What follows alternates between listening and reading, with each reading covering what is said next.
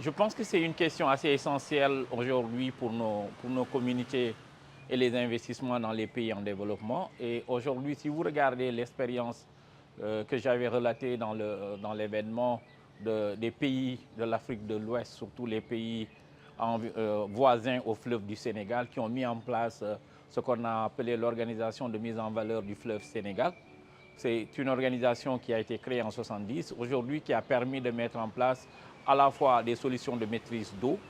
de l'électricité et d'irrigation pour pouvoir faire des cultures de riz et d'horticulture.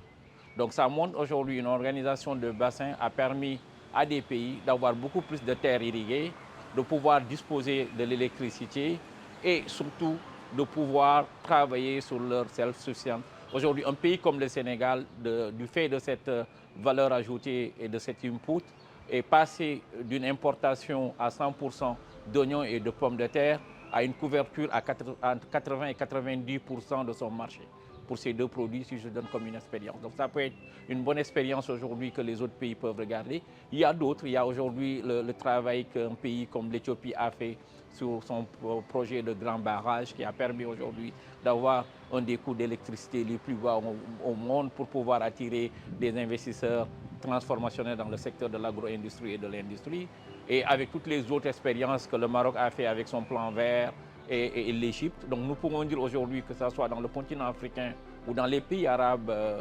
il y a des expériences réussies de maîtrise d'eau, de promotion d'énergie renouvelable et de plus en plus de maîtrise du cycle de production pour pouvoir aller vers une alimentation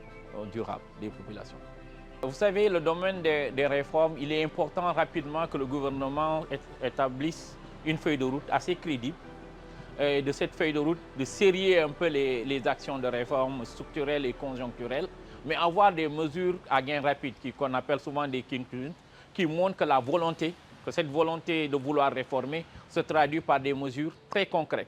qui impactent la vie des entreprises et ça donnerait un signal beaucoup plus rapide. Je ne sais pas aujourd'hui s'il y a des problématiques particulières aujourd'hui si on regarde la question de l'électricité au Liban, c'est-à-dire que prendre une action urgente qui permet rapidement de réduire le nombre de coupures dans le pays serait un bon signal qui donnerait de la crédibilité pour les autres, surtout et permettant aussi aux gens les plus pauvres de pouvoir se raccorder à l'électricité. Donc des questions assez essentielles, une feuille de route qui a l'engagement de toutes les parties prenantes libanaises et avoir des mesures concrètes qui peuvent être réalisées dans les 6-12 mois pour donner un signal fort. Ça serait quelque chose d'extraordinaire qui marquerait et qui montrerait qu'on est dans un processus de changement.